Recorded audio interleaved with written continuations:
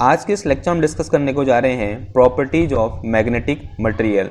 जैसा कि आप सब लोग जानते हैं, कल हमने डिस्कस किया था कि मैग्नेटिक मटेरियल कितने टाइप के होते हैं। हमने ये पढ़ा था मैग्नेटिक मटेरियल 3 टाइप के होते हैं।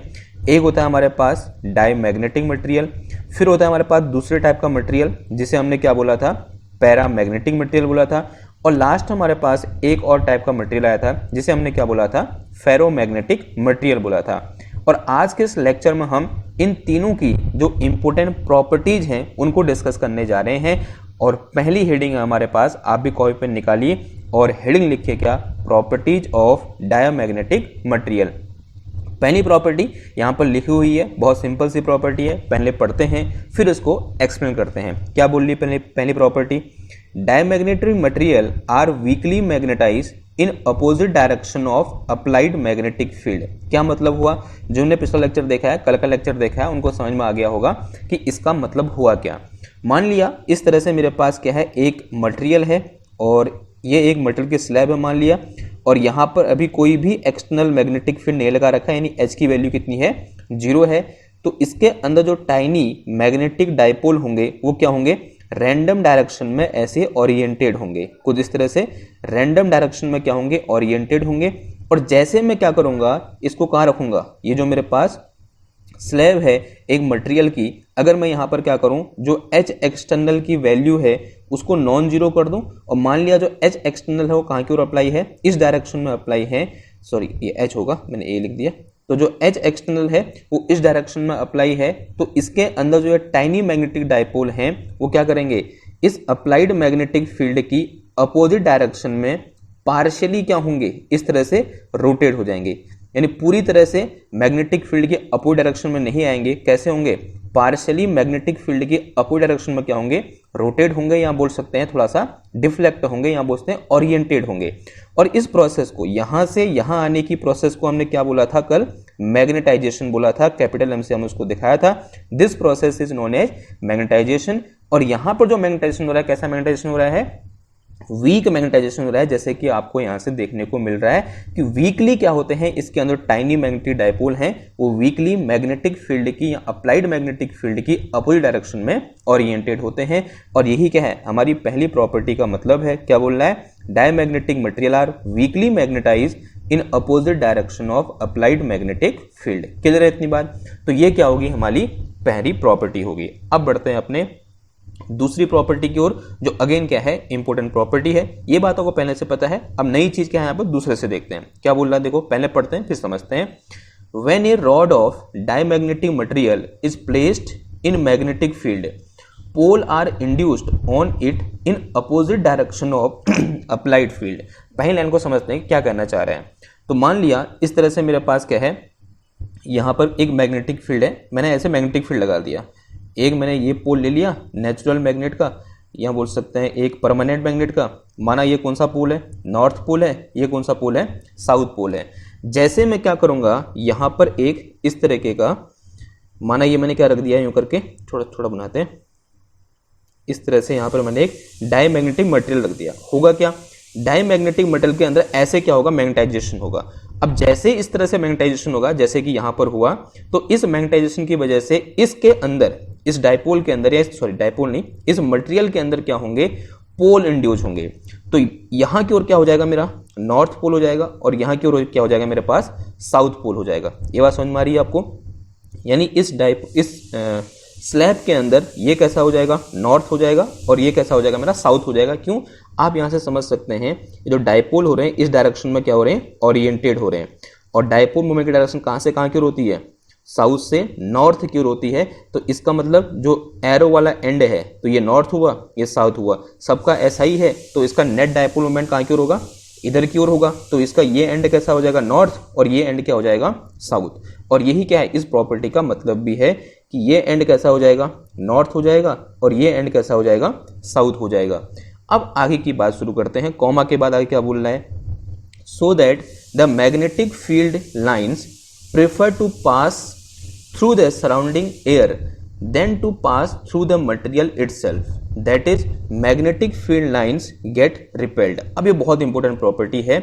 इसका मतलब क्या हुआ, अगर मैं इसके अंदर, ये जो मेरे पास यहाँ पर क्या है, ये स्लैब है डायमैग्नेटिक मटेरियल की, अगर मैं इसको ध्यान से देखूं तो इसकी खुद की मैग्नेटिक फील्ड लाइन इसके अंदर, ये जो मेरे पास स्लैब है इसके अंदर मैग्नेटिक फील्ड लाइन कहां की होंगी, इधर की। और इसकी जो मैग्नेटिक फील्ड लाइन कैसे थी, ऐसे थी।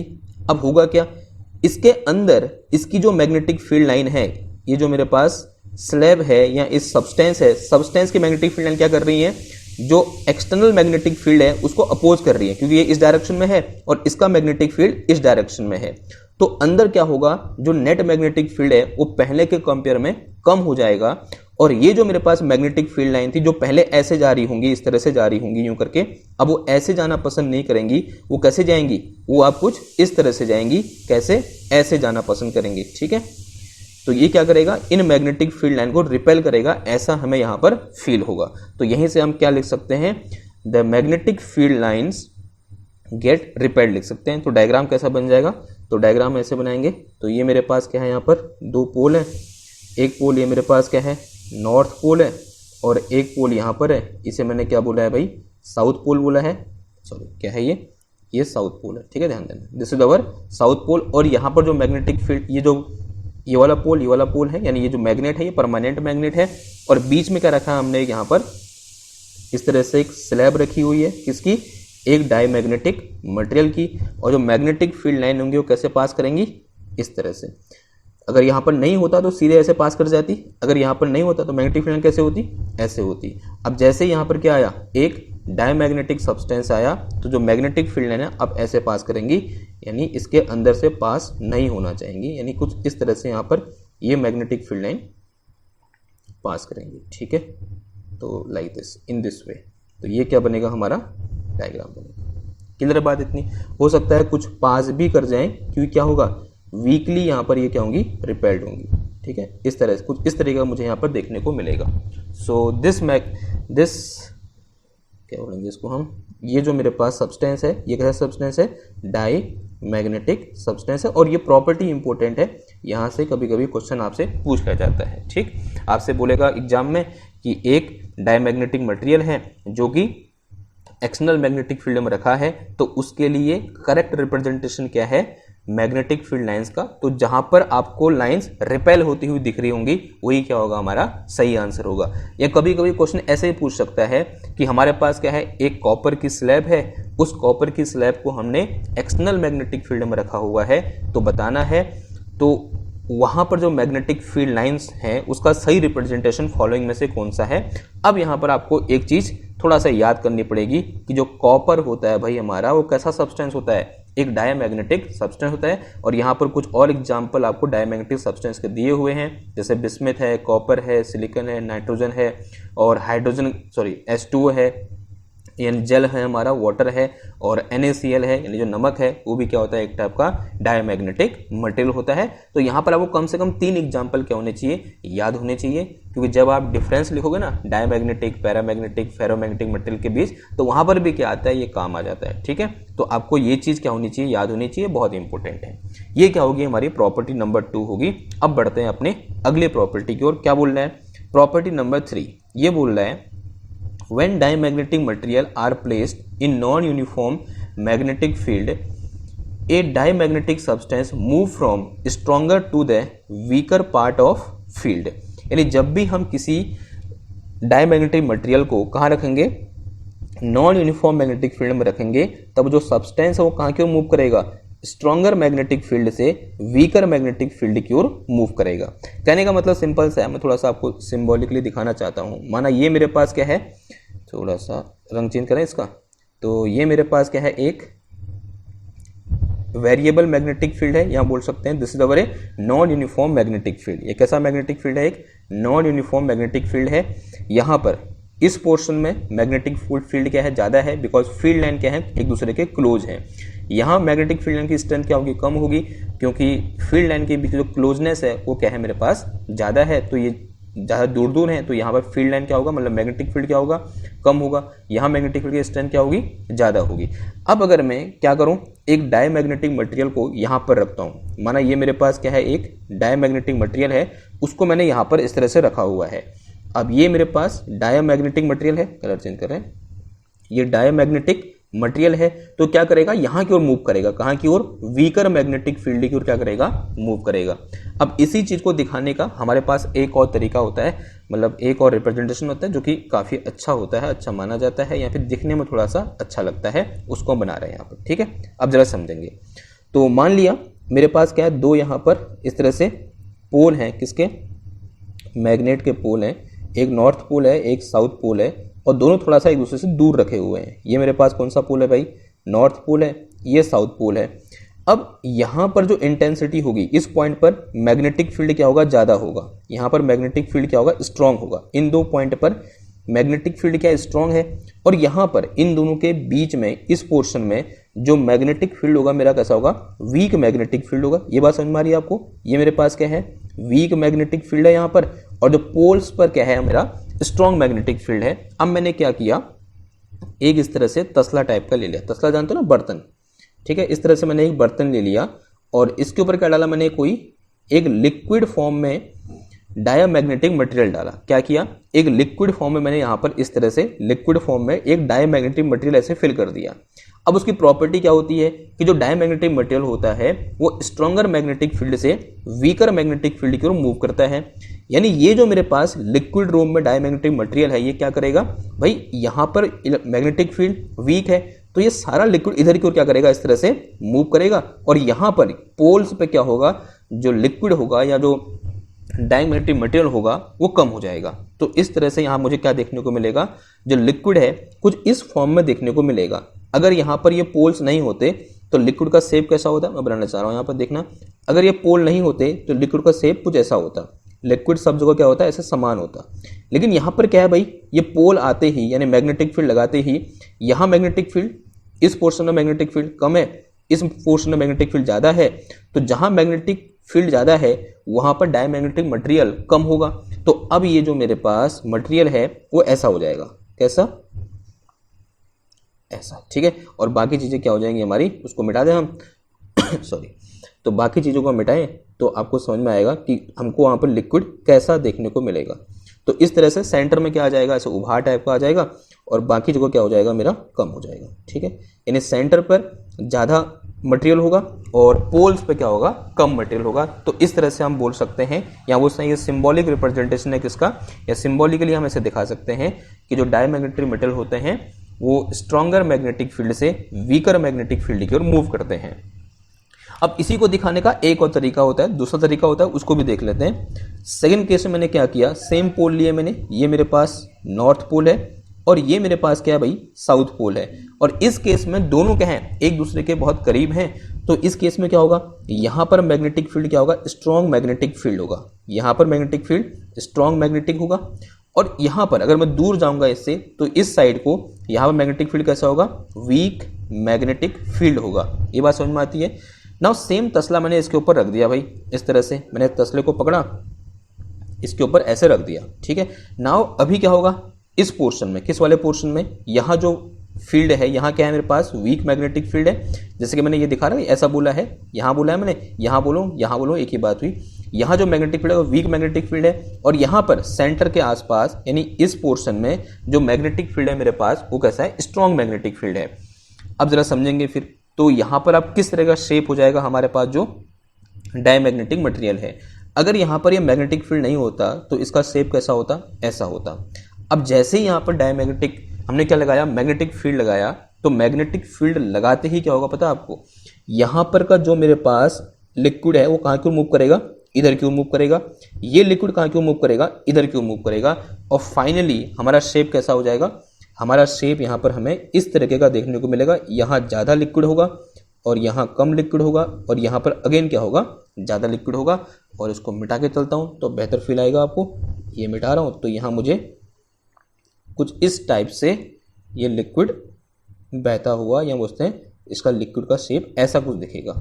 यानी इस केस में हमारे पास जो मटेरियल है इस तरह से क्या हो जाएगा, इसमें डिस्ट्रीब्यूट हो जाएगा, क्योंकि यहाँ पर मैग्नेटिक फील्ड क्या है, यहाँ पर मैग्नेटिक फील्ड स्ट्रांग है, तो यहाँ पर इसकी वैल्यू क्या है, यहाँ बोलते हैं यहाँ पर मेरे पास डायमैग्नेटिक सब्सटेंस कम है, यहाँ मैग्नेटिक फील्ड क्या है, सॉरी यहाँ मैग्नेटिक फील्ड ज़्यादा है, तो यहाँ पर क्या है मेरे पास डायमैग्नेटिक सब्सटेंस कम है, और यहाँ पर मैग्नेटिक फील्ड ज़्यादा है, सॉरी यहाँ मैग्नेटिक फील्ड क्या है, कम है तो यहाँ पर सब्सटेंस क्या है, ज़्यादा है। ठीक है, तो इस तरह से हम इस प्रॉपर्टी नंबर 3 को एक्सप्लेन कर सकते हैं। अब बढ़ते हैं अपने प्रॉपर्टी नंबर 4 की ओर। क्या बोल रहा है, the susceptibility of diamagnetic material is small and negative for bismuth. For example bismuth, ये एग्जाम्पल है। ठीक है, जो ससेप्टिबिलिटी होती है डायमैग्नेटिक मटेरियल की, वो पहली बात तो कैसी होती है, स्मॉल होती है। दूसरी बात कैसी होती है, वो नेगेटिव होती है। ये हमने कल थोड़ा बहुत पढ़ रखा है, इसके बारे में दोबारा से क्या कर देता हूँ, मैं आपके सामने रख देता हूँ कि क्या मैं कहना चाह रहा हूँ। देखो, हमने कल एक चीज डिस्कस की थी, जो मैग्नेटाइजेशन एम होता है वो डायरेक्टली प्रोपोर्शनल होता है किसके, एच के। अब जैसे मैं यहाँ पर प्रोपोर्शनल से हटाता हूँ तो एक कांस्टेंट आता है जिसे हम क्या बोलते हैं, मैग्नेटिक ससेप्टिबिलिटी एक्सएम या झाई एम बोलते हैं। और फॉर डायमैग्नेटिक मटेरियल आपने देखा होगा यहाँ पर जो मैग्नेटाइजेशन हो रहा है वो मैग्नेटिक फील्ड की अपोजिट डायरेक्शन, मैग्नेटिक फील्ड कहाँ की हो रहा है, इधर की हो रहा है, मैग्नेटाइजेशन कहाँ की हो रहा है, इधर की हो रहा है। तो अगर मैं इस इक्वेशन से दिखाना चाहूँ कि जो m है इस h के कैसे है, उल्टी डायरेक्शन में है, तो उसके लिए xm की वैल्यू कैसी होनी चाहिए, नेगेटिव होनी चाहिए। तो इस केस में जो xm होता है मेरे पास वो कैसा होता है भाई, उसकी वैल्यू नेगेटिव होती है। साथ ही साथ आपने यहाँ पर देखा कि जो मैग्नेटाइजेशन है वो कैसा है, वीक मैग्नेटाइजेशन है। कैसा मैग्नेटाइजेशन है भाई, वीक मैग्नेटाइजेशन है। तो इसका मतलब इस एक्सएम की वैल्यू क्या होगी, बहुत कम होगी। पहले तो नेगेटिव होगी, दूसरी कैसी होगी, बहुत कम होगी। तो मैं इसी को कैसे लिख सकता हूं कि जो एक्सएम होता है मेरा ये लेस देन 0 होता है, साथ ही साथ लेस देन इक्वल टू -1 होता है। यानी इन दो के बीच में क्या करेगा, लाई करेगा, -1 से लेकर 0 के बीच में वेरी करेगा। एक एग्जाम्पल यहाँ पर दिया हुआ है बिस्मिथ, जो कि एक डायमैग्नेटिक मटेरियल है, उसके लिए मैग्नेटिक ससेप्टिबिलिटी की वैल्यू कितनी होती है, -0.00015 के बराबर होती है। ठीक है, तो this is our comment on magnetic susceptibility. आगे बढ़ते हैं, प्रॉपर्टी नंबर 5 के बारे में डिस्कस करते हैं। क्या बोल रही है प्रॉपर्टी नंबर 5, देखो भाई, ये बोल रहा है the relative permeability is positive but less then 1 for diamagnetic material. क्या होता है रिलेटिव परमेबिलिटी, अगेन कल वाले लेक्चर को याद करते हैं। तो हमने कल डिस्कस किया था कि permeability of any material mu equal to कितना होता है, mu not into 1 plus X M होता है। ठीक है, ये पढ़ा है हमने। और अगर मैं यहाँ से क्या निकालूं, mu divided by mu not निकालूं तो कितना आ जाएगा, ये this will be equal to 1 plus का एक्स एम आ जाएगा। ठीक, अब इसके लिए जो x, और इसी को हम क्या बोलते हैं, ये जो मेरे पास ये लिखा है ना, this is our relative permeability. तो रिलेटिव परमेबिलिटी अगर मैं यहाँ से क्या निकालूं, इससे लिखते हैं, अगर मैं यहाँ से क्या निकालूं, म्यू आर निकालूं तो म्यू आर इक्वल टू कितना आया, 1 प्लस एक्स एम आ गया। साफ साफ दिख रहा है, अगर एक्स एम की वैल्यू कैसी है, लेस देन 1 है, लेस देन 0 है, तो this quantity will be negative. तो यहाँ से पता चल रहा है कि जो मेरे पास म्यू आर होगा वो 1 से छोटा होगा। तो वही बोल रखा है, लेस देन 1 है लेकिन कैसी होने वाली है, पॉजिटिव होने वाली है, क्योंकि 0 से तो बड़ी है। तो यहाँ से मैं बोल सकता हूँ जो म्यू आर है हमारा, जो म्यू आर है that is less than 1। Less than 1 होगा लेकिन कैसा होगा भाई, पॉजिटिव होगा। क्लियर है बात इतनी। तो this is comment on mu R. तो म्यू आर हम क्या कर सकते हैं, इस तरह से यहाँ पर कमेंट कर सकते हैं। क्लियर है बात इतनी, ओके, इतनी बात क्लियर है। अब आगे बढ़ते हैं, प्रॉपर्टी नंबर 6 क्या बोल रहा है, the susceptibility of diamagnetic material is independent of temperature. In temperature पर डिपेंड नहीं करती है, आप टेम्परेचर को घटाओगे बढ़ाओगे तो जो ससेप्टिबिलिटी है, ससेप्टिबिलिटी दिखाती क्या है, हमने कल डिस्कस किया था, susceptibility of any material represent या फिर shows how any material will behave when we place it in external magnetic field. तो उसका जो बिहेवियर होगा डायमैग्नेटिक मटेरियल का इन एक्सटर्नल मैग्नेटिक फील्ड, वो टेम्परेचर से क्या होगा, इंडिपेंडेंट होगा। इस प्रॉपर्टी से हमको ऐसा फील आता है, क्योंकि ससेप्टिबिलिटी किस पर डिपेंड नहीं कर रही है, टेम्परेचर पर डिपेंड नहीं कर रही है। ठीक है, इंडिपेंडेंट ऑफ टेम्परेचर होती है। तो अगर मैं इसके लिए ग्राफ ड्रॉ करूं ससेप्टिबिलिटी और टेम्परेचर के बीच, ये मेरे पास टेम्परेचर T है और ये ससेप्टिबिलिटी XM है वर्टिकल डायरेक्शन में, तो ग्राफ कैसा आ जाएगा, ऐसा। और कौन कौन इस बात से एग्री करते हैं, ग्राफ ऐसा आएगा। आंसर है भाई, ग्राफ तो ऐसा नहीं आने वाला, क्योंकि ये किसको दिखा रहा है, ससेप्टिबिलिटी को पॉजिटिव दिखा रहा है, जबकि हमारी ससेप्टिबिलिटी पॉजिटिव न होगा, कैसी है, नेगेटिव है। तो ग्राफ ऐसा न होगा, कैसे होगा भाई, ग्राफ होगा ऐसा। कैसा, ऐसा, यानी किस डायरेक्शन में, नेगेटिव डायरेक्शन में, स्ट्रेट लाइन या and parallel to the time axis. और ये कैसी है, नेगेटिव, क्या है इसकी वैल्यू है, इसलिए कहाँ की ओर आया, नीचे। तो this is our Xn and this one our positive X1। तो ग्राफ कैसा आएगा, कुछ इस टाइप का ग्राफ हमें यहाँ पर देखने को मिलेगा। तो these all are properties of diamagnetic material. अब थोड़ा सा आगे बढ़ते हैं, डिस्कस करते हैं किसके बारे में, प्रॉपर्टीज ऑफ पैरामैग्नेटिक मटेरियल। और डायमैग्नेटिक पढ़ लें तो थोड़ा बहुत आपको सिमिलरिटी दिखेगी, तो उसी का एनालॉजी हम यहाँ पर पैरामैग्नेटिक मटेरियल को भी क्या करेंगे, करेक्टराइज करेंगे, या बोलते हैं उनकी प्रॉपर्टीज को देखेंगे। प्रॉपर्टीज ऑफ पैरामैग्नेटिक मटेरियल, क्या होते हैं पैरामैग्नेटिक मटेरियल। पहली प्रॉपर्टी बड़ी आसान है, paramagnetic material weakly magnetize in the direction of applied magnetic field. Again थोड़ा समझते हैं क्या कहना हम चाह रहे हैं। तो इस तरह से मान लिया हमारे पास क्या है, एक पैरामैग्नेटिक मटेरियल है, तो इनिशियली क्या होगा, इसके अंदर जितने भी छोटे छोटे टाइनी मैग्नेटिक डायपोल होंगे वो सब के सब रैंडम डायरेक्शन में क्या होंगे, ओरिएंटेड होंगे। और यहाँ पर जो H एक्सटर्नल है उसकी वैल्यू कितनी होगी भाई, 0 होगी। अब जैसे मैं क्या करूँगा, इस मटेरियल को एक एक्सटर्नल मैग्नेटिक फील्ड में रखूँगा। मैंने अज्यूम किया, यहाँ मैंने क्या किया, इस डायरेक्शन में एक external magnetic field H external लगा दिया। जैसे एक्सटर्नल मैग्नेटिक फील्ड लगाऊंगा तो ये जो डायपोल हैं इसके अंदर ये क्या करेंगे, मैग्नेटिक फील्ड की डायरेक्शन में वीकली क्या होंगे, ओरिएंटेड होंगे। तो इस टाइप से मुझे यहाँ पर ओरिएंटेशन देखने को मिलेगा मैग्नेटिक फील्ड की डायरेक्शन में, और इस प्रोसेस को हम क्या बोलेंगे, मैग्नेटाइजेशन बोलेंगे।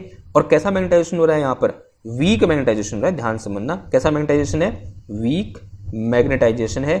एंड इस टाइप की प्रॉपर्टी जो मटेरियल दिखाते हैं उन्हें हम क्या बोलते हैं, पैरामैग्नेटिक मटेरियल बोलते हैं। और यहीं से ये प्रॉपर्टी निकल के आई कि paramagnetic material weakly magnetize in the direction of applied magnetic field. किधर बात इतनी। और इससे कुछ एग्जांपल यहाँ पर दिए हुए हैं, जैसे एल्यूमिनियम हो गया, Na क्या होता है हमारा, सोडियम हो गया, ये Ca क्या होता है, कैल्शियम हो गया, O2 यानी जो जीवनदायिनी गैस है हमारी, ऑक्सीजन, ऑक्सीजन वो भी नॉर्मल यहाँ बोलते हैं स्टैंडर्ड टेम्परेचर एंड प्रेशर पर कैसी होती है, पैरामैग्नेटिक मटेरियल की तरह बिहेव करती है।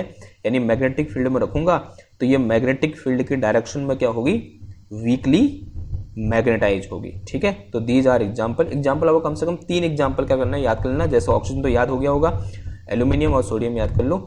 ये क्या है, एग्जाम्पल है किसके, पैरामैग्नेटिक मटेरियल के। आगे बढ़ें, चलो भाई आगे बढ़ते हैं। फिर क्या बोल रहा है देखो, when a rod of paramagnetic material is placed in magnetic field line prefer to pass through, that is magnetic field line slightly more concentrated inside the material. जैसे ऊपर वाले केस में कैसा था, इसका ठीक अपोजिट था, मैग्नेटिक फील्ड लाइन इसके अंदर से पास नहीं होना चाहती। यहाँ पर आप दिख रहा है कि यहाँ मैग्नेटिक फील्ड लाइन इससे पास नहीं हो रही है। तो यहाँ क्या होता है, इसका ठीक उल्टा होता है कि मैग्नेटिक फील्ड लाइन क्या होना चाहती हैं, यहाँ से पास होना चाहती हैं। ठीक है, यानी मटेरियल के अंदर से पास होना चाहती है, लेकिन कैसे, स्लाइटली। ठीक है, मतलब बहुत ज़्यादा कंसंट्रेटेड नहीं होती है उसके अंदर, स्लाइटली क्या होती है, कंसंट्रेटेड होती है। डायग्राम के हेल्प से दिखाना चाहता हूँ। देखो इस तरह से मेरे पास एक मटेरियल ये है, सॉरी मटेरियल नहीं, इस तरह से मान लिया मेरे पास ये परमानेंट मैग्नेट लगा दिया मैंने यहाँ पर, और इसे मैंने क्या बोल दिया, इसका नॉर्थ पोल, इसका मैंने क्या बोल दिया, साउथ पोल। अगर यहाँ पर कोई मटेरियल नहीं है बीच में तो मैग्नेटिक फील्ड लाइन कैसे होंगी भाई, कुछ इस टाइप से मुझे मैग्नेटिक फील्ड लाइन यहाँ पर देखने को मिलेंगी। अब मैंने क्या किया, यहाँ पर क्या किया, एक पैरामैग्नेटिक सब्सटेंस मैंने रख दिया इस तरह से। तो मान लिया मैंने यहाँ पर क्या किया, इस तरह से एक पैरामैग्नेटिक सब्सटेंस इन दोनों के बीच में ऐसे प्लेस कर दिया। अब क्या होगा, मैग्नेटाइजेशन होगा। मैग्नेटाइजेशन होने से क्या होगा, यहाँ पर इसके अंदर क्या होंगे, पोल इंड्यूस होंगे। और कैसे इंड्यूस होंगे, इसकी डायरेक्शन में, यानी इसका ये क्या बन जाएगा, नॉर्थ पोल, और ये क्या बन जाएगा, साउथ पोल। और इसके अंदर जो मैग्नेटिक फील्ड लाइन होंगी इसकी खुद की, वो कहाँ की ओर होंगी, इधर की ओर होंगी। यानी ये क्या करेगा, न्योता देगा कि मैग्नेटिक फील्ड लाइन इसके अंदर से क्या हो, पास हो। तो कुछ इस टाइप का हमें फाइनल रिजल्ट देखने को मिलेगा कि मैग्नेटिक फील्ड लाइन इस तरह से क्या हो गई है, इसकी ओर ऐसे कॉन्ट्रैक्ट हो गई है। ठीक है, और जो कॉन्ट्रैक्शन होगा वो एकदम स्ट्रांग होगा, कैसे होगा, स्लाइड होगा, बहुत कम, इस तरह से। ठीक है, तो in this way magnetic field line are contract slightly inside the material in case of paramagnetic material. तो ये क्या होगी, हमारी प्रॉपर्टी नंबर 2 होगी, जो कि क्या है, एक आसान सी प्रॉपर्टी है। ठीक है सॉरी। आइए फिर अब अगले प्रॉपर्टी की ओर बढ़ते हैं। अगली प्रॉपर्टी क्या है, देखो प्रॉपर्टी नंबर 3 में आते हैं। When a paramagnetic material placed in non uniform magnetic field it move from weaker to the stronger part of magnetic field. Again ऊपर वाले में क्या था भाई, उल्टा था इसका। ये कहाँ से कहाँ की ओर मूव कर रहे थे, stronger to weaker. Stronger to weaker. यहाँ पर क्या होगा, उल्टा होगा, यानी इसका ठीक उल्टा डायग्राम बन जाएगा। यानी यहाँ पर जो मटेरियल होगा, अगर मैं इसका कैसा फॉर्म ले लूँ, लिक्विड फॉर्म ले लूँ, तो लिक्विड फॉर्म को एक तसले में भरकर अगर मैं जैसे मैंने ऊपर रखा था वैसे रखूँ, इसको समझाते हैं कैसे होगा। माना मेरे पास इस तरह से एक पोल ये है, इसे मैंने क्या बोल दिया, नॉर्थ पोल, और उसी का ये क्या है मेरे पास दूसरा पोल, इसे मैंने क्या बोल दिया, साउथ पोल। और इस केस में एक दूसरे से दूर रखे हुए हैं। तो यहाँ पर जो मैग्नेटिक फील्ड होगा, कैसा मैग्नेटिक फील्ड होगा भाई, वीक मैग्नेटिक फील्ड होगा। और इस केस में पोल से मैग्नेटिक फील्ड कैसा होगा, स्ट्रॉन्ग मैग्नेटिक फील्ड होगा। अगर मैं इसके ऊपर क्या रखूँ, इस तरह से एक तसला रखूँ, मैंने क्या किया, इसके ऊपर इस तरह से एक तसला रख दिया। अब थोड़ा सा अज्यूम करो, अगर यहाँ पर किसी भी टाइप का ये मटेरियल, किसी भी टाइप का मैग्नेटिक फील्ड अगर यहाँ पर नहीं होता, तो इसके ऊपर अगर मैं कोई लिक्विड रूप में पैरामैग्नेटिक मटेरियल डालता तो उसका शेप कैसा होता भाई, ऐसा होता। ये शेप कब है, जब मैं ये बोल रहा हूँ कि यहाँ पर किसी भी टाइप का मैग्नेटिक फील्ड नहीं है, लेकिन यहाँ पर तो मैग्नेटिक फील्ड है। और अगर यहाँ पर मैग्नेटिक फील्ड है तो यहाँ पर जो पैरामैग्नेटिक मटेरियल है उसकी जो खासियत क्या होती है कि वो वीकर मैग्नेटिक फील्ड से स्ट्रॉन्गर मैग्नेटिक फील्ड की ओर भागता है। यानी यहाँ पर का जो मटेरियल होगा वो यहाँ की ओर भागेगा और ये मटेरियल ऐसे इधर की ओर भागेगा। तो इसका फाइनल शेप कैसा हो जाएगा, फाइनल शेप आपको इस टाइप से देखने को मिलेगा कि यहाँ पर मटेरियल ज़्यादा होगा, यहाँ पर कम होगा और यहाँ मटेरियल ज़्यादा होगा। और अगर मैं इसी डायग्राम को जो बची हुई चीज़ें उनको मिटाऊं तो कुछ इस टाइप का शेप मुझे यहाँ पर देखने को मिलेगा। तो this is the shape of A paramagnetic material placed in this वे। ठीक है, तो ये क्या होगा, शेप होगा हमारे। थोड़ा बहुत फील आ रही होगी मैं क्या करना चाह रहा हूँ। आगे बढ़ते हैं। अगर मैं दोनों को, जो मेरे पास दो पोल हैं, नॉर्थ पोल और साउथ पोल, दोनों को पास पास रखूँ इस तरह से, एक मेरे पास नॉर्थ है और दूसरा मेरे पास क्या है, साउथ है, और दोनों को अगर पास पास रखूं और सेम तसला में इसके ऊपर रखूं यूँ करके, मैंने क्या किया, इस बर्तन को इसके ऊपर रखा ऐसे करके। और अगेन जरा ध्यान समझेंगे, अगर यहाँ पर ये मैग्नेटिक फील्ड नहीं होता, पहले देख लेते हैं कहाँ पर स्ट्रॉन्ग होगा कहाँ पर वीक होगा। देखो भाई, अभी यहाँ पर दोनों पास पास है तो यहाँ पर मैग्नेटिक फील्ड कैसा होगा, स्ट्रॉन्ग मैग्नेटिक फील्ड होगा। अगर मैं इस पोर्शन की बात करूँ तो ये दूर है थोड़ा सा, तो यहाँ मैग्नेटिक फील्ड कैसा होगा, वीक मैग्नेटिक फील्ड होगा। और अगर मैं क्या करूं, इसके ऊपर इस तरह से रखूं, ये मैंने क्या डाला है इसके ऊपर, लिक्विड फॉर्म में पैरामैग्नेटिक मटेरियल ऐसे मैंने इसके ऊपर रख दिया। ठीक, अगर ये नहीं होता, यहाँ पर जो मेरे पास ये फील्ड लगा रखा है, अगर ये फील्ड नहीं होता तो इस लिक्विड का शेप ऐसा ही मुझे देखने को मिलता। लेकिन यहाँ मैंने लिक्विड लगा दिया, यहाँ मैंने क्या लगा दिया, मैग्नेटिक फील्ड लगा दिया। अगर जैसे ही मैग्नेटिक फील्ड लगाया तो जो पैरामैग्नेटिक मटेरियल जो होता है ना, ये वीक से स्ट्रॉन्गर की ओर क्या करेगा, मूव करेगा। यानी जो मटेरियल यहाँ पर है, ये कहाँ की ओर मूव करना चाहेगा, इधर की ओर मूव करना चाहेगा, क्योंकि यहाँ मैग्नेटिक फील्ड कैसा है, मेरा स्ट्रॉन्ग मैग्नेटिक फील्ड है। तो फाइनली मुझे यहाँ पर जो शेप देखने को मिलेगा, कुछ इस टाइप का शेप देखने को मिलेगा कि यहाँ पर मटेरियल कम है, यहाँ मटेरियल ज़्यादा है, फिर यहाँ मटेरियल कम है, तो कुछ इस टाइप का शेप मुझे यहाँ पर देखने को मिलेगा। तो जो बाकी बची हुई चीज़ें हैं, अगर मैं उनको मिटाऊँ तो आपको एक बेहतर और अच्छा शेप यहाँ पर देखने को मिल रहा होगा। ठीक है, ये देखो, तो this is our final shape of paramagnetic material placed in this type of situation. ठीक है, इस टाइप के सिचुएशन में जब मैं किसी पैरामैग्नेटिक मटेरियल को, जो कि लिक्विड फॉर्म में है, उसको रखूंगा तो ऐसा कुछ मुझे यहाँ पर देखने को मिलेगा। सॉरी, गलत हो गया। तो कुछ ऐसा कुछ मुझे यहाँ पर देखने को मिलेगा। ठीक है, ओके। अब बढ़ते हैं फिर अपने अगली प्रॉपर्टी की ओर। क्या बोल रही है अगली प्रॉपर्टी, देखो अगली प्रॉपर्टी बोल रही है, जो कि अगेन इंपॉर्टेंट है, जो कल भी हमने डिस्कस की थी। The susceptibility of paramagnetic material is small but positive. देखो क्या होती है ससेप्टिबिलिटी, अगेन थोड़ा सा अगर हम बेसिक में जाएं तो हमने कल क्या डिस्कस किया था कि capital M is equal to क्या होता है, XM इंटू H होता है। और प्रॉपर्टी नंबर 1 में आओ तो प्रॉपर्टी नंबर 1 क्या कहती है कि जो मैग्नेटाइजेशन है वो मैग्नेटिक फील्ड की डायरेक्शन में है, और कैसा है, वीक मैग्नेटाइजेशन है, ध्यान रखना है। ठीक है, और लेकिन डायरेक्शन क्या दोनों की सेम है। तो अगर मैं ये फील्ड इस फॉर्मूले से लेना चाहता हूँ, किस फॉर्मूले से, इस फॉर्मूले से, तो उसके लिए जो यहाँ मेरे पास क्या है, XM है, उसकी वैल्यू कैसी होनी चाहिए, पॉजिटिव होनी चाहिए, ग्रेटर देन 0 होनी चाहिए। लेकिन साथ ही साथ जो मेरे पास मैग्नेटाइजेशन है वो वीक मैग्नेटाइजेशन है, ध्यान देना है। तो उसके लिए XM की वैल्यू क्या होनी चाहिए, एक तो पॉजिटिव होनी चाहिए, दूसरी साथ ही साथ स्मॉल भी होनी चाहिए। तभी मैंने यहाँ पर क्या लिखा है, स्मॉल एंड पॉजिटिव यहाँ पर लिखा गया है। तो जो XM की वैल्यू होगी हमारे पास, जो XM होगा that is greater than 0 but less than equal to a small positive number A।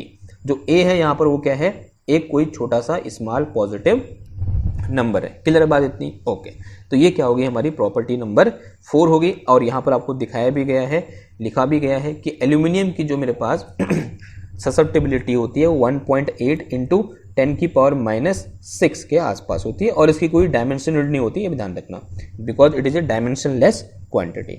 अब बढ़ते हैं अपने अगले प्रॉपर्टी की ओर। प्रॉपर्टी नंबर 5 क्या बोल रहा है? Relative permeability of paramagnetic material is slightly higher than 1। ऐसा क्यों होता होगा? अगेन सेम फॉर्मूला हमने कल पढ़ा था।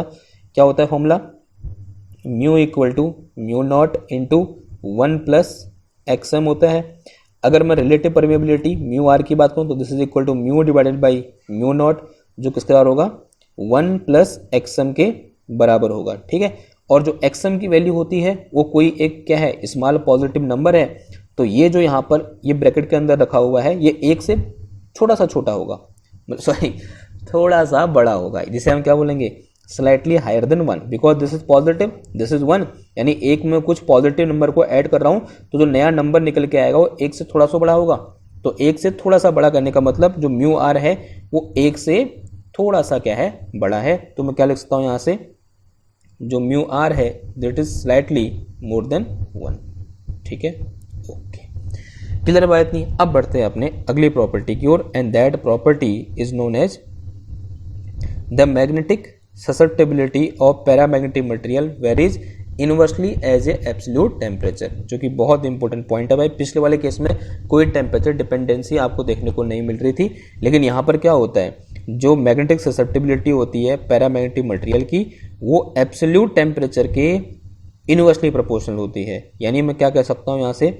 जो मेरे पास XM है, XM बोल सकते हैं, XIM बोल सकते हैं, magnetic susceptibility is inversely proportional to 1/T। T क्या है यहाँ पर? Absolute temperature and temperature in a kelvin. तो जैसे मैं क्या करूँगा? ये प्रोपोर्शनल हटाऊंगा तो एक कांस्टेंट आएगा, और यहाँ पर जो कांस्टेंट आता है जिसे हम क्या बोलते हैं? C बोलते हैं, and this is known as Curie constant. और ये जो मेरा फॉर्मूला लिखा है इसको हम क्यूरी लॉ भी बोलते हैं। क्या बोलते हैं? Curie law. क्यूरी कौन थी? मैडम क्यूरी की बात हो रही है, इसे हम क्या बोलते हैं? क्यूरी लॉ बोलते हैं। क्लियर बात? This law is known as Curie law, and this law tell us the magnetic susceptibility of paramagnetic material varies inversely as a absolute temperature. कभी कभी ग्राफ आ जाता है कि पैरामैग्नेटिक मटेरियल के लिए XM और T के बीच कैसा ग्राफ आएगा। अगर इस डायरेक्शन में क्या है भाई? XM, यहाँ मैग्नेटिक ससेप्टेबिलिटी है और यहाँ टेम्परेचर T है, तो उसका ग्राफ हमें कैसा देखने को मिलेगा? तो कुछ इस टाइप का ग्राफ हमें यहाँ पर देखने को मिलेगा, यानी 1/T का ग्राफ हमें देखने को मिलेगा। तो this is the graph between magnetic susceptibility XIM और XM वर्सेस T। T क्या है यहाँ पर? टेम्परेचर है। ठीक है, तो this is all about properties of paramagnetic material. ठीक है, आई होप आपको यहाँ पर क्लियर हो रही होंगी चीजें। ठीक, बढ़ते हैं अपने अगले मटेरियल की ओर, और अगला मटेरियल है हमारे पास क्या? Ferromagnetic material. ठीक है, सबसे इंटरेस्टिंग और मजेदार भी। क्या बोल रहा है? देखो, properties of ferromagnetic material, heading ये डालनी है आपको, और पहली प्रॉपर्टी की ओर बढ़ते हैं। क्या बोल रहा है? When we placed ferromagnetic material in external magnetic field, they are strongly magnetized in the direction of applied magnetic field। समझो जरा इसका मतलब क्या हुआ? कुछ लोगों को फील्ड तो आ गई होगी, कुछ लोगों को नहीं आई, तो हम दिला देते हैं। माना ये मेरे पास एक मटेरियल है जो कि फेरोमैग्नेटिक मटेरियल है। इनिशियली क्या होगा? जब कोई मैग्नेटिक फील्ड नहीं लगा रखा है, या बोलते हैं हमको पता ही नहीं है कि कैसा मटेरियल है, मान लिया ये इस तरह से क्या है, यहाँ पर मुझे रैंडम सारे डायपोल है, रैंडम डायरेक्शन में क्या है? ओरिएंटेड है। अब एक बात और है, मैं यहाँ पर थोड़ा सा क्या बना रहा हूँ? रफ डायग्राम बना रहा हूँ, क्योंकि एक्चुअल में क्या होता है, इनके अंदर डोमेन टाइप के होते हैं। अब डोमेन क्या होते हैं ये हमने एक अलग से लेक्चर में डिस्कस कर रखा है, जिस लेक्चर का नाम क्या है? फेरोमैग्नेटिक मटेरियल है। अगर आप चाहते हो उसमें डिटेल से पढ़ना फेरोमैग्नेटिक मटेरियल के बारे में, तो आप लिख सकते हो, सर्च कर सकते हो फेरोमैग्नेटिक मटेरियल बाय फिजिक्स दर्शन, तब आपको वहाँ पर वो एक्सप्लेनेशन देखने को मिल जाएगा कि क्या मैं डोमेन से मेरा मतलब क्या है। लेकिन फिलहाल के लिए हम ये बोलेंगे कि इसके अंदर जितने भी डायपोल हैं वो क्या है? रैंडमली ओरिएंटेड हैं। नाउ अब मैंने क्या किया, यहाँ पर मैग्नेटिक फील्ड लगाया कुछ इस तरह से। मैग्नेटिक फील्ड लगाने से क्या होगा? इसके अंदर जितने भी डायपोल हैं वो सब के सब मैग्नेटिक फील्ड के डायरेक्शन में स्ट्रांगली क्या होंगे? ओरिएंटेड होंगे। यानी सारे डायपोल कैसे हो जाएंगे भाई? ऐसे हो जाएंगे जो कि स्ट्रांगली मैग्नेटिक फील्ड की डायरेक्शन में ओरिएंटेड होंगे। इस फिनोमेना को क्या बोला हमने? मैग्नेटाइजेशन M बोला। और यहाँ पर जो मैग्नेटाइजेशन हो रहा है कैसा हो रहा है? स्ट्रॉन्ग मैग्नेटाइजेशन हो रहा है। और यहीं से ये लाइन निकल के आई कि they in the presence of external magnetic field strongly magnetize in the direction of applied magnetic field. ठीक है, आई होप थोड़ा बहुत आपको यहाँ पर फील आ रही है कि मैं क्या कहना चाह रहा हूँ। फिर उसके बाद कुछ एग्जाम्पल देख लेते हैं फेरोमैग्नेटिक मटेरियल के बारे में या मटेरियल के, जैसे आयरन हो गया, निकल हो गया, कोबाल्ट हो गया, आयरन ऑक्साइड हो गए। ये क्या होते हैं? फेरोमैग्नेटिक मटेरियल के बहुत अच्छे एग्जाम्पल होते हैं। आपको एक दो एग्जाम्पल आने भी चाहिए, जैसे कोबाल्ट हो गया और आयरन हो गया, निकल हो गया, ये तो क्या है कॉमन नाम है, या आयरन के ऑक्साइड हो गए, ये सब क्या होते हैं? फेरोमैग्नेटिक मटेरियल्स होते हैं। ठीक है, बढ़ते हैं अपने अगली प्रॉपर्टी की ओर। प्रॉपर्टी नंबर 2 यहाँ पर लिखी हुई है, क्या है? Magnetic field line concentrated greatly into the material. ठीक है, यानी क्या होगा यहाँ पर? अगेन कंसंट्रेशन होगा मैग्नेटिक फील्ड लाइंस का इनटू द फेरोमैग्नेटिक मटेरियल, और जो कंसंट्रेशन होगा कैसा होगा? एक स्ट्रॉन्ग कंसंट्रेशन हमें यहाँ पर देखने को मिलेगा। Let us say this is our north pole, this is our south pole, और मैंने यहाँ बीच में क्या रख दिया? इस तरह से एक फेरोमैग्नेटिक मटेरियल रख दिया। ठीक, जब यहाँ पर मटेरियल नहीं था तो मैग्नेटिक फील्ड लाइन कैसे होती? ऐसे होती, यानी कहाँ से कहाँ? नॉर्थ से साउथ ऐसे जा रही होती। लेकिन जैसे मैंने यहाँ पर क्या रखा? इस फेरोमैग्नेटिक मटेरियल को रखा, अब मैग्नेटिक फील्ड लाइन कैसे हो जाएंगी? इस तरह से स्ट्रांगली क्या होंगी? इसकी डायरेक्शन में, या बोलते इसके अंदर जाने की कोशिश करेंगी। तो इस तरह का मुझे खेल यहाँ पर देखने को मिलेगा। पैरामैग्नेटिक केस में भी ऐसा हो रहा था, लेकिन वहाँ पर क्या होता? वीकली क्या हो रहा था? कंसंट्रेशन हो रहा था। लेकिन यहाँ पर कैसा होगा? स्ट्रांगली हमें कंसंट्रेशन देखने को मिलेगा। तो in this way we have a strong concentration of magnetic field line into the ferromagnetic material. तो this is our second property. अगले प्रॉपर्टी की ओर बढ़ते हैं। When a rod of ferromagnetic material placed in uniform magnetic field, it move from weaker to the stronger magnetic field, stronger part of magnetic field। देखो same चीज है, मैंने यहाँ रॉड लिख दिया, कहाँ लिखा? ये रॉड लिखा। आप इसको क्या लिख सकते हो? ये लिक्विड फॉर्म लिख सकते हो। क्या लिख सकते हो इसको? Liquid form. इसको आप लिख सकते हो क्या? लिक्विड फॉर्म लिख सकते हो। Liquid form of ferromagnetic material placed in non uniform magnetic field, it move from weaker to the stronger part of magnetic field। ऊपर भी ऐसे लिखा है मैंने, ऊपर क्या लिखा है? हाँ, यहाँ खाली मटेरियल लिखा है। तो सेम डायग्राम बनेगा। ये जो डायग्राम मैंने यहाँ बनाया ना, तो सेम डायग्राम यहाँ पर भी आपको देखने को मिलेगा। लेकिन कैसे जाएगा वो? स्ट्रांगली जाएगा। ठीक है, move from weaker to the stronger part of magnetic field. तो सेम डायग्राम मैं दोबारा नहीं बना रहा हूँ। तो जो डायग्राम यहाँ बना हुआ है, सेम डायग्राम यहाँ बना दूंगा। अगर मैं इसको कॉपी करके ले सकता हूँ, यहाँ ट्राई करते हैं। ठीक है, ये बात होगा। Copy copy copy copy copy copy हो जाए भाई, ज़्यादा नहीं होंगे? नहीं हो रहा है यार, कॉपी कैसे होगा? वो तो जाना चाहिए।